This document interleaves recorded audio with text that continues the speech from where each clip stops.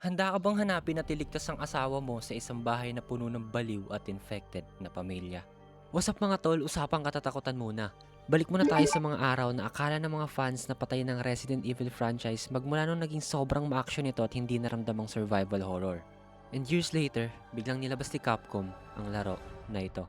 Ito, ang Resident Evil 7 Biohazard. At para sa mga hindi pa nakakalaro nito ay magbibigay ako sa inyo ng maikling pahayag kung bakit this is one of the best horror games na dapat mong laruin. Nagsimula ang story nito sa ating bagong bida na si Ethan Winters. Hindi siya kasing astig at well-trained professionals na katulad nila Leon at Chris. Isa lamang siyang regular na tao na hinahanap ang kanyang asawa na si Mia Winters na 3 years nang nawawala. Pero isang araw, bigla siyang nakatanggap ng message kay Mia na siya ay buhay at mukhang nangangailangan ng tulong. Dito na napadpad si Ethan sa lugar ng Louisiana upang hanapin at iligtas si Mia. At ito na ang simula ng bangungot na mararanasan ni Ethan.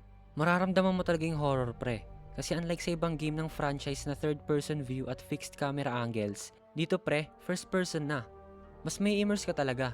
Kaya lahat ng bagay rekta talaga sa mukha mo tol. Ramdam mo yung sikip ng buong lugar pagdating sa mga hallway, kwarto at marami pang iba. At yung pagiging survival horror neto pre, sobrang solid. Kasi hindi ka pwedeng mag-alarambo rito. Dahil bawat gamit na mapupulot mo ay kailangan mong tipirin at i-manage sa inventory. Sinamahan pa ng puzzle sa game na simple pero effective. Hindi sila out of place. Ang magandang halimbawa nito ay yung mga doghead. Dahil mukhang bahagi talaga sila ng bahay na ine-explore mo. Isa pa sa malupit dito ay yung shadow puzzles. Hindi komplikado at una pa lang alam mo na agad ang gagawin na hindi na kailangan ng tutorial.